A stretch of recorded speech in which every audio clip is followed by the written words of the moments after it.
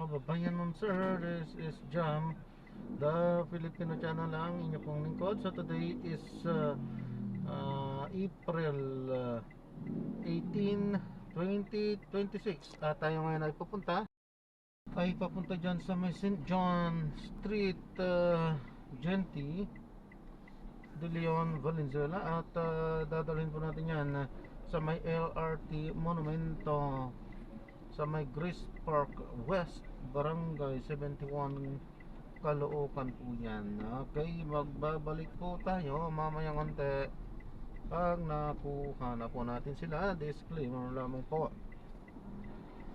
ang content po natin ay kalsada at hindi ang passenger. Kaya nga naman sakasakali man po na may marinig kayo mga pangalan ng lugar, pangalan ng tao, pangalan ng organizations, government o private man yan, ay wala pong kinalaman ng channel na ito at wala pong pinapatungkulan at walang pinag-uusapan dito.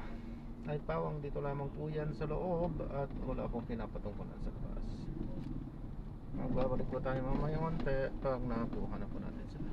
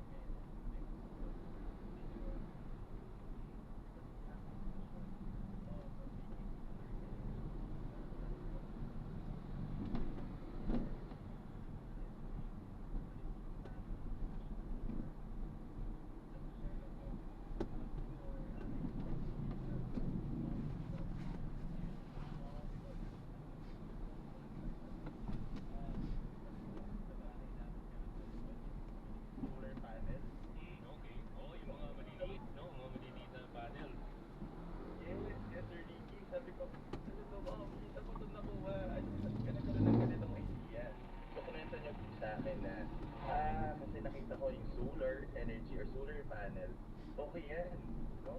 Pwede tayo makatipid sa energy dyan, no?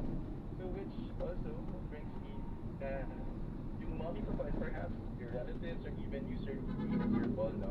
Part of the 83% of Filipinos who are really aware of solar. No? And 84% po no population na yun, no? Interested sila sa solar.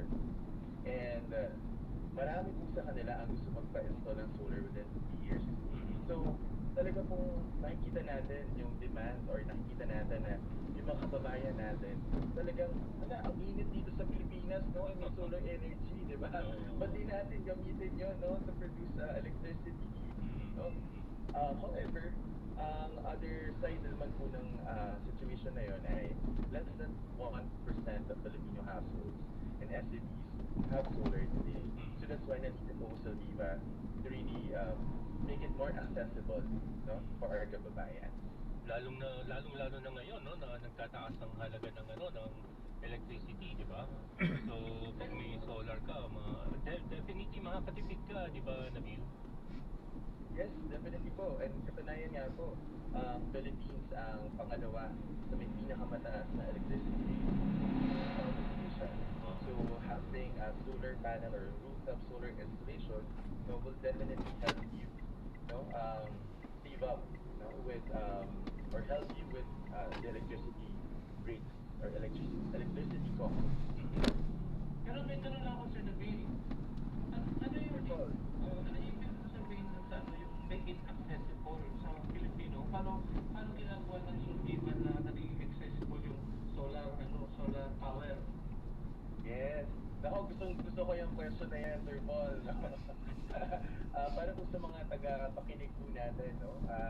And to Sir Paul and Sir Ricky, we make solar solar energy accessible to Filipinos. Una po, no, hindi na po mahirapan yung mga interested, no, na magpa-install ng rooftop sa kanilang mga bahay. Dahil ang Solviva po, no, kami na po pupunta sa inyo. Kami na po ang kakausap sa inyo. We have our solar experts who will call you or who will visit you, no, to discuss your needs, to discuss your saving goals, and to discuss your usage pattern para po makapagbigay po kami ng fit na proposal or fit na rooftop solar installation package para sa inyo. And ito ba po, no? Ang dami nagtatanong, naku, mukhang mahal ata yan, di ba? Oo, yan ang karaniwang ano eh. Ang may pang mayaman lang daw, ganyan. Oo nga, Sir Ricky, Sir Paul, na siguro mga 2-3 years ago, nakikita ko parang walang rooftop solar sa mga residences, eh, no? Usually nasa big factories, no? Even sa mall, no? Pero ngayon nakita natin na unti-unti na nagkakaroon na ng rooftop solar installation. And sa Solviva po, we make sure na accessible yung rooftop solar installation by giving them flexible options to avail. So, of course, meron po tayong option na pwedeng bilhin sa amin directly, na pwedeng pay ng cash, or pwede rin po sila gumamit ng kanilang credit card. At meron po kaming rent to own. Okay yun. Rent to own. Rent to own. Ayos pala, okay yun ha. So, paano yun ba? Paano yung rent to own facility, ano, na bill? So, for our rent to own naman po, no, meron tayong zero upfront. Meaning no down payment. No? Kabigay kami ng package sa inyo. No? Sabihin, for example, si Sir Ricky. Yan, sabihin ni Sir Ricky. Ako, maganda yung package ng Solviva, no? Meron ba kayong other options dyan? Gusto mo yung zero down? We have that through our RDO. You will just pay the first monthly rental. So, what we do is, your package, no, i-divide pa natin yan, no, para monthly ka na lang mag-pay. No? And we are offering up to 5 years to pay. No? Sa ating rent to own. Diba magaan sa bulsa para sa mga kapagayan natin, no? Para sa mga tagapakinig natin ng Radyo Steel. So ayan, no, mga ka-goodwill, no, nakita nyo, 5 years to pay at zero down payment, no. Naku, napakadaming I'm sure Nabil, ang daming mag-a-avail yan ngayon, lalo na ngayon, no, na gusto magtipid. Pero Nabil, alam mo nung panahon ko, panahon namin ni Sir Paul, no? Panahon ni Sir Paul pala. Dati ano lang, ilaw lang kaya niyan eh. So ngayon ba, lahat na ng buong kabahayan, kaya na yung bigyan ng kuryente? Yes. Opo, lahat ng kabahayan or lahat ng appliances sa bahay nyo, pwede nang gumamit ng solar energy na magmumula sa rooftop solar installation natin. So talagang, Sir Paul, Sir Ricky, no, talaga nag-advance na yung technology natin. Oo. Yung dating ilaw lang, Ilaw lang. bahay nyo. Ayan, yan, yung nasa picture, nakikita nyo, mga ano yan, no? Parang, ito mga inverters, no? Mga inverters yan. So, ayan, no? Mga ka-goodwill, nakikita nyo naman, no? Yung rooftop solar ay hindi lang sa mga commercial buildings, pwede rin sa bahay. Actually, napanood ko yung video nyo, Nabili, ang galing, no? Yung isang pamilya na may kumon na negosyo, di ba? Pinakita yung picture kanina, no? Yung mag-ina, no? Na who decided to in-build doon. Isa Mabuitis Power, leading yan pagdating sa battery charging stations, no? Lalo na sa industrial level, di ba? May planta ang Mabuitis Power na battery, no? At ang namahalaga tama sinasabi ni Nabil, kasi pag aalis ka at dapat i-load mo, no? Kasi power storage yan eh, para yung maliliit nating dalang power storage na kahit na na walang kuryente, may kuryente ka. Yung sabi ng isang kaibigan ko na may solar sa bahay, sabi niya, dilim-dilim sa amin, pero lang sa amin. So yun ang halaga ng having solar power, lalo na sa Pilipinas, napakainit dito. Lagi nakatinig ang araw pagsama, lalo na ngayon, Nabil, di ba? Ang totoo, Sir Ricky, Sir Paul, kasi yung maglabas mo pa lang, parang konting lakad mo lang, pawis ka na agad, diba? So, talagang yung rooftop solar installation natin, makikinabang ang mga kababayan natin dahil nga sa init ng panahon ngayon sa Pilipinas. Yan. Yan siguro, Sir Ricky, Sir Paul, no? Baka inisip ng mga tao, ako, pag nag-iba ka ng battery, tapos nagpa-expand pa ako, baka nga mahal na nga yung babayaran ko. Ngayong season na to, Sir Paul and Sir Ricky, meron kaming promo. Yung dati namin presyo, binabaan pa namin. Para talaga maging mas accessible sa mga kababayan natin. For example, yung aming 5 PWC capacity, dati nasa 280,000, ngayon bumaba na sa 250,000. No. So talagang, we are really true to our job with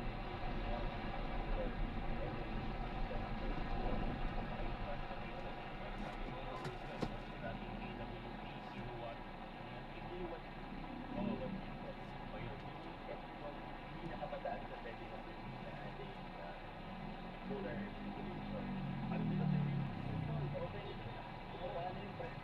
Yung RDO pa talagang tagapakinig natin sa Radio CSR will have a solar as an option or as a choice.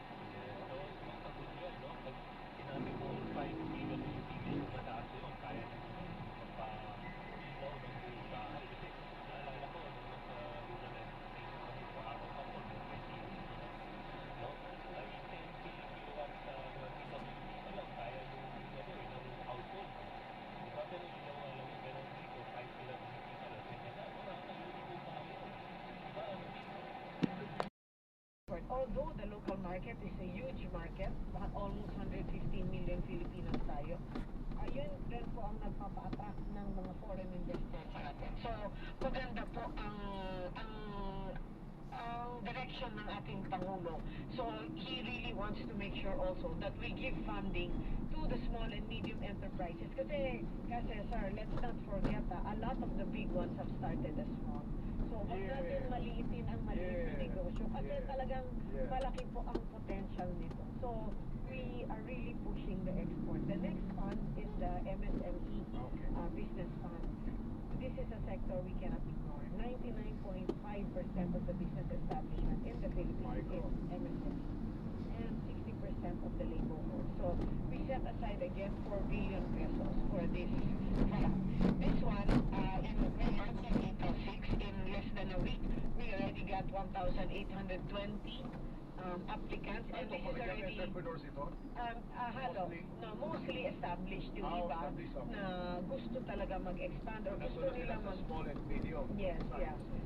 So meron tayong actually 1,820 na nag-apply. This is equivalent to 3.2 billion already. So maganda po yung naging reception nitong mga funds na to.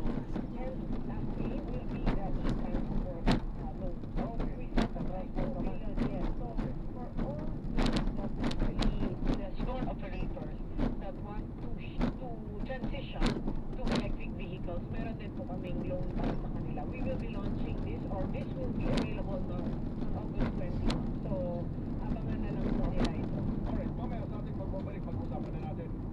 Napakarami yun. Yes. Tingnan ko muna po ako yan. Number 1, para sa OFW. Pangalawa ay para sa mga kababaihan. Pangatlo ay para sa mga exports. Pangatlo ay para sa mga MSM, micro, small and medium enterprises. Tapos, this is the transport sector. Yes. So, ito sabay-sabay, pwedeng Yes, sabay-sabay po sabay ito. nagkaroon out. Yes, so when they... Hindi lang ito sa Metro Manila. No.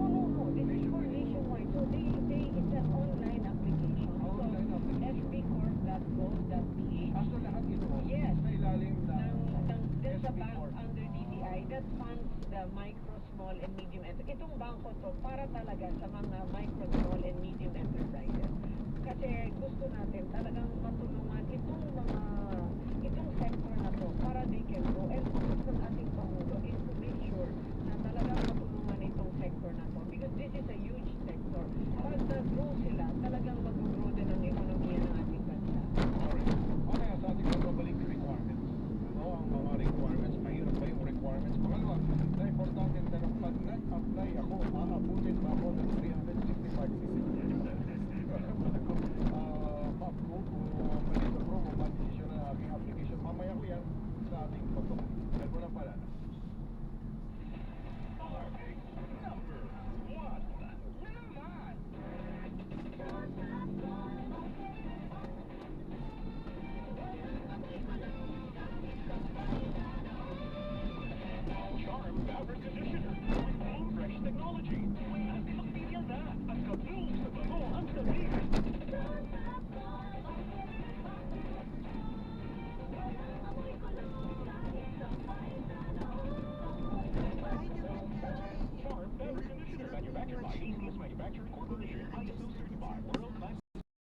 I-drop na natin sila. Maraming salamat po sa panonood. Hanggang sa muli po. Ingat po. At God bless. Paalam po muna. Pansamantala tayo ay gagawa na ng ibang video sa ating susunod na misyon. So paalam po muna. Pansamantala, this is Jam pa rin, the Filipino channel. Ang inyo pong lingkod. Hindi tayo gano'n nagkapag-play. Alam na natin ang mga kadahilanan kung bakit. Ano ka? Paalam po.